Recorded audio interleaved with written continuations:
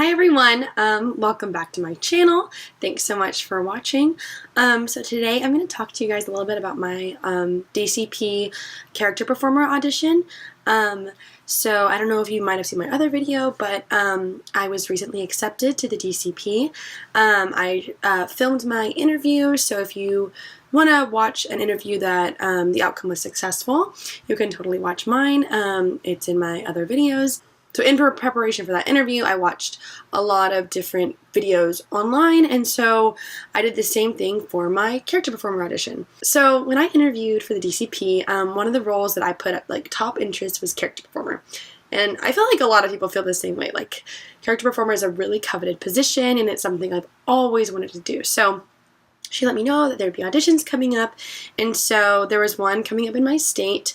It was in Frisco or Dallas, and it was on March 7th. So a friend of mine and I decided to road trip up together because I don't live in Dallas, but it really wasn't too bad. It was not a long drive. We just got up that morning and we decided to do it. So I've auditioned for Disney before. One of my previous videos from a few years ago was my Disneyland Paris audition experience. I've also auditioned for the DCP my freshman year of college, as well as I've auditioned for a character lookalike audition in Austin. And so I've auditioned for Disney a total of 4 times. The first time, I was a freshman in college. I hadn't actually applied to the DCP yet. It was just like, I'm going to go to this audition and see what happens. And I got cut first round. My second audition was the Disneyland Paris, which was super dance heavy, a bit harder, a bit more challenging for someone like me who's more of a mover, less of a dancer.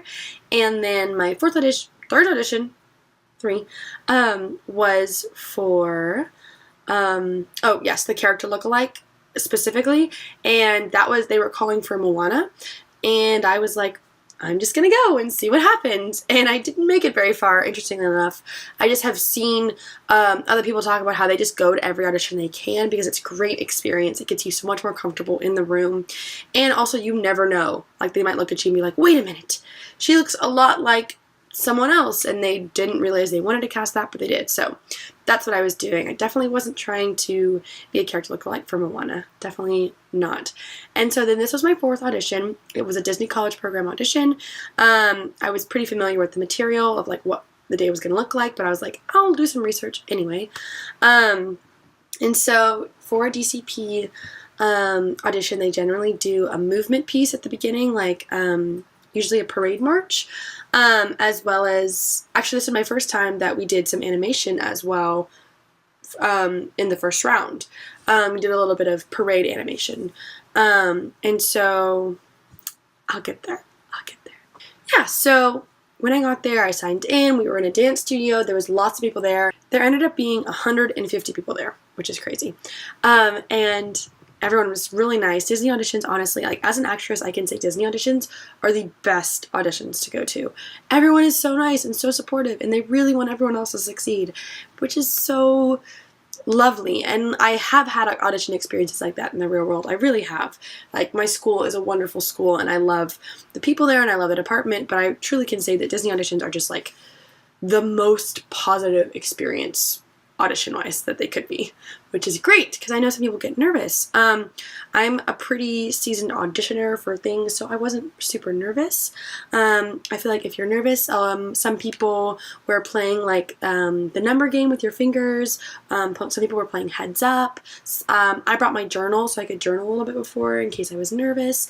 Like, just little ways to calm your anxieties. I mean, make friends. Everyone there was so nice and so excited, and I made friends with someone named Tristan, and he was really cool. This was his second DCP that he was doing, and so that's really cool.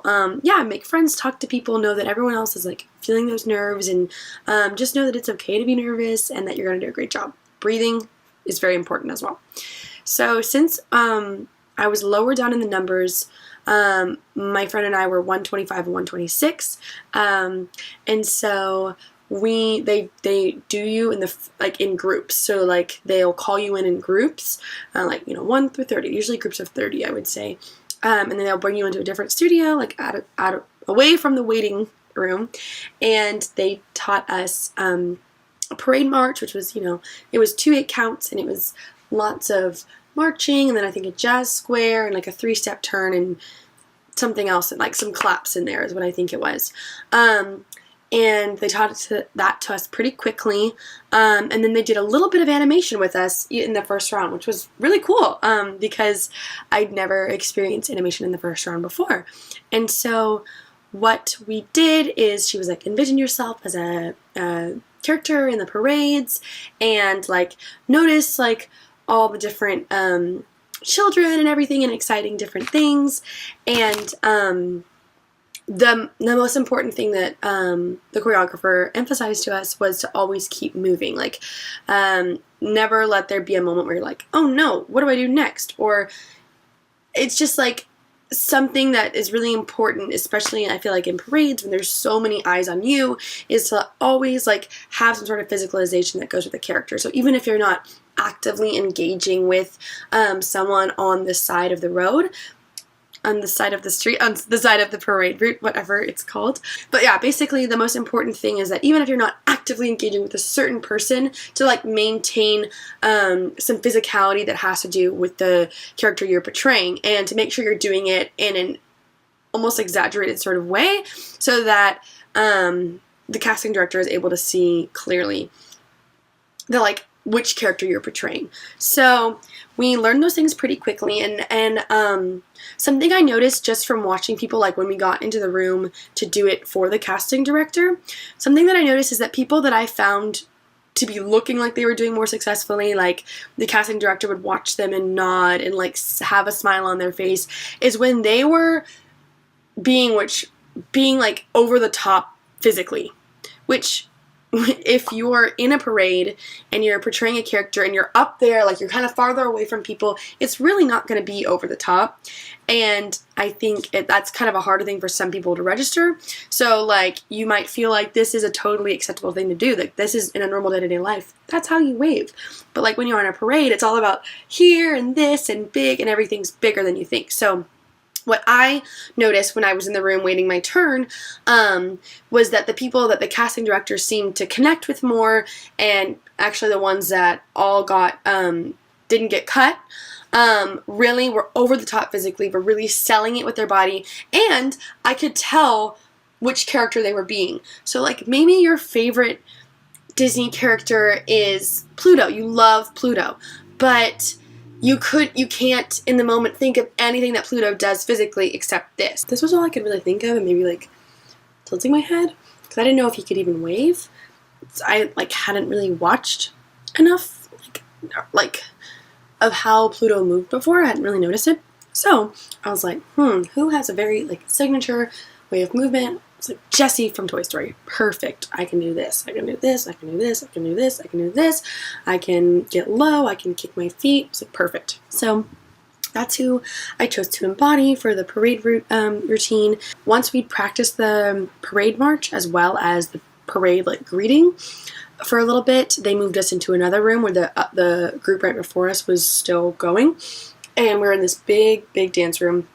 And the casting director is on one side watching, and then they were like lining us up to go 3 at a time. And so when I say the casting director, that's the person who's in charge of casting. And there are several casting directors that work for Disney, but they were kind of all over the United States right now because DCP auditions are going on all over the United States in 9 different locations. And so there was just one casting director there, but there was also a woman who helped us check in, and there were 2 different choreographers that were there. So it's not just him, or her, but it like in our case that there's just one casting director there. So they were down there, like taking notes and everything, and we had to move across the floor.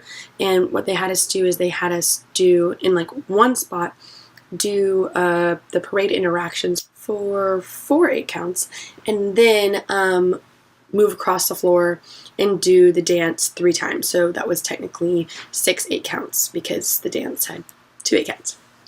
And so after that, after everyone had gone through, they sat us all down and they were like, okay, this is the hard part. Like, everyone's really talented, and this doesn't mean that, this is the end of your Disney career. You can always audition again. Like, you're all wonderful. But basically it was coming to the time where they were going to have to cut us. And so he read out numbers, and whoever's numbers were read out got to stay, and whoever's didn't, they were like, thank you so much for coming. And so I was really excited, and they called out 126 because that was my number, and I was really excited. And after that, after everyone filed out that unfortunately wasn't staying, they handed us some papers to fill out, and it was like our name, our age, our email, where our address, and then it had a spot for height, and it also had our number, like our audition number, and then it had a spot for height. And so for that, they were like, please leave that blank because now it's time for you to get your Disney height. And I was so nervous for them to measure me because I'm taller, and depending on the doctor's office or whatever, like I could be a lot taller than like what you can be to be a princess face character. So like my driver's license says I'm 5'9" because that's what my doctors measured me as. But the night before the audition, I had my friend measure me with a measuring tape, and they said that I was 5'7", which is like right at the cap for princess height. So I was like, I don't know what they're gonna measure me as. Like I usually tell people I'm 5'8", which is right in the middle, and that's like too tall to be a princess. And so I was really nervous. Like I was like, think short thoughts, think short thoughts. And so they lined us all up by number, and it was my turn. I gave her my little piece of paper. I stood there, and I was like, think short thoughts. And then they put the thing on top of my head, and he was like, 67 inches. And I was like, yes. Because I remembered looking it up last night, like 67, what should I be listening for? And they measured me in at 5'7", so I was super excited. And then they, you walked over, you got your paper, put it on the ground, and you stood there, and they took a picture of you, and they were like, move your hair. And I was like, and then, yeah. So they took a picture of you, and then they were like, all right, now this real audition begins. And I was like, oh gosh. And they talked to us a little bit about the animation exercise we were going to be doing. And we did an animation exercise from Monsters, Inc. So you physically become a monster, like with your body, like create a unique monster with just your physicality, no noises or anything like that. And then you would have to like open a door, you know, like they did in Monsters, Inc., and then have it be something completely out of the ordinary for the movie. Like, you know, you're on top of Mount Everest, or you're under the sea, or something like that. And not just locations, but like just different places, and and it's pretty comical, but you have to be able to show the casting director like who you're physically embodying, or what you're physically embodying, or what situation you're embodying, and basically show them that you can storytell with just your body. And in this instance, it was really cool that we were able to use our face. Like for a lot of fur characters, you're not even able to use your face to communicate. So that's one nice thing about the auditions, is that you're able to utilize your face. So do it. Utilize your face in this instance where you do have your face available to help you storytell. And so we learned that, and we kind of practiced that a couple different times. It was a lot of fun. That's the kind of stuff that I really like to do as an actor. Like I love being physical, and I love physically telling a story without words. One of my favorite things to do. And then it was time to learn the dance, and I was really nervous because I think I've said it before, I'm a mover, I'm not a dancer. I did musical theater in high school, but I did like High School Musical theater, like, you know what I mean? Like, wasn't great at it, and that's fine. But I'm pretty athletic, and so I was like, whatever, as long as I can like replicate the routine, it doesn't need to be technically perfect, you know? No pressure. And the dance was pretty long. I can't even tell you how many 8 counts it was, like 10, 12, I don't really remember. But it was pretty long. There wasn't anything super advanced. It was pretty fast, I would say. I mean, the hardest thing that we had to do was like a pirouette. And I think really that's like one way they can tell like who's a dancer and who's not, because like my pirouette like was on the right count, and I came down on the right count, but I'm sure it did not look super great, you know what I mean, like compared to others who are technically trained. And so I think they like stick that in there just to see like, okay, who's technically trained. I don't think that if you mess up your pirouette that's the end of your Disney career. So after we learned both of those things, they moved us back to another room, and they're like, we'll call you in groups of 5 numerically, and we'll line you up. You'll do the dance once, then we'll switch you around, do the dance again, and then you'll do your animation for 1 minute, and then you stand in a line and we'll look at you. I was like, everyone was stressing out. So we get there back in the room, and I'm 126, so I have a long time to wait. And so we just practiced the dance over and over and over. And eventually I was like, okay, I think I know the dance by muscle memory. Hopefully I'll do it once more before I go. And then what I did, which I feel like really helped me, is I like wrote a note in my phone of exactly step by step what I was going to do in my animation. Like I didn't write like lift arm and this arm, but I was more like plot points I was going to hit in my audition, which just like helped me like map out the story in my head, because physically I'd be able to tell a story, but I was like, what story am I telling? And that was something that I think was really, really helpful, because I was like talking to some girls about it, and they were like, yeah, I feel like I just got kind of lost in my animation exercise. And I think what was really helpful for me is that I literally mapped out my story that I was going to tell. I didn't plan out how I was going to tell the story, but I needed to plan out the actual story. So for me, that was super, super helpful.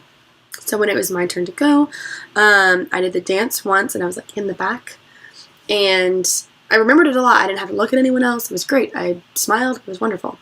And then I went up to the front, and I was like, oh, gosh, but I remembered it again. So that was really cool. And then it was time for the animation, and I felt like I really told a story because I had, again, like, planned out what the story was going to be. So I really think that if you have a break in between like planning and like practicing the animation and then your actual audition, I would like write down like just guidelines of where you're starting, where you want to go. You know what I mean? I don't think you should get so in your head that you're like, oh, okay, then I'll do this movement. Then you know, like let yourself be creative in the moment. That's what they want to see too, is your creativity. But it really helped me, like if I knew where I was going to start and where I was going to go. So then after we did that, the 5 of us stood in a line, and we're like smiling like as much as we can, just looking at him like, hello, we're smiling. And then he was like, 121, 122, 126, can you stay after just so I can talk to you for a minute? The rest of you, thank you so much. And I was like, what does that mean? I was like, what does he want to talk to us about? And then they handed all of us, as we were leaving, little slips of paper that was like, thank you so much for auditioning for Disney College Program, Character Entertainer. Like, here's the next steps you need to take, which was just like making sure you'd apply to the DCP. And then it was like, you'll know by March 29th, and a lot of other information. But basically, that's what everyone got handed. So that was really cool. And so then I was like hanging around in the lobby, and there was a bunch of other girls who got asked to stay, and I was like, what does this mean? And so then the choreographer came out, and she was like, she read a bunch of lists. It was like 12 numbers. She was like, come with me back into the studio. So they went, and then there was like 8 of us left, and I was like, and so then the casting director came out. He was like, all right, you guys come with me to the back studio. And I was like, walking back, I was like, and he was like, well, congratulations, you are all in consideration to be character lookalikes. And we were all like, and he was like, it's okay, freak out. And he was like, well, it's basically like one of the most coveted positions in Disney, because you basically have to look like a cartoon character, which is kind of hard. And so yeah, I'm gonna have an audition for you guys right now. And he handed us all scripts, and they were like generic scripts, nothing like specific characters or anything like that. And he was like, I want you to read this for me, and act it out basically, like, and I'll film it, and then I'll also take pictures of you, just a few more pictures. Okay, and then he like left and let us practice, and it was like really exciting. And he also said that we could like improv a little bit. So I like adapted the script to be more specific for a character that I thought I could portray, so that he might be more easily might easily see me as that character. And I also memorized my script. You don't have to do that. He was like, you don't have to memorize it, like hold it, just don't hold it in front of your face. But I was like, I'm gonna memorize it, which I did. And so when it was time for me to go in, I went in and I like put my script down. He's like, oh, you don't need that? And I was like, no. And he was like, oh. And I was like, and then I did the audition. He had me slate. I was like, hi, I'm Kayla Brinkman. And then I like went into it and I did it. And he was like, perfect, great. And then he took my picture holding my number. And then I turned. And then he asked me if I had any tattoos, and I said, no. And then he was like, thank you so much. And I was like, ah! So, it's one day later, I have no idea what this means. I'm just playing the waiting game. This could literally mean nothing. Like my Disneyland Paris one, never heard anything back from them. So fingers crossed that it is something, but it could be nothing. But if anything, I just hoped this video helped you prepare a little bit for your audition. Before I go, what I was wearing. I was wearing black high-waisted leggings and a purple workout tank top and jazz shoes. And my hair was like this, pulled out of my face just a little bit. And I was wearing minimal makeup, like really minimal, like less than what I'm wearing right now. And I can link the video. I literally actually followed Kendi Mac Brown's Disney audition makeup tutorial like to a T pretty much. Yeah, so I can link that in the box below. So I can do that for you guys. But yeah, thank you so much. Any good thoughts?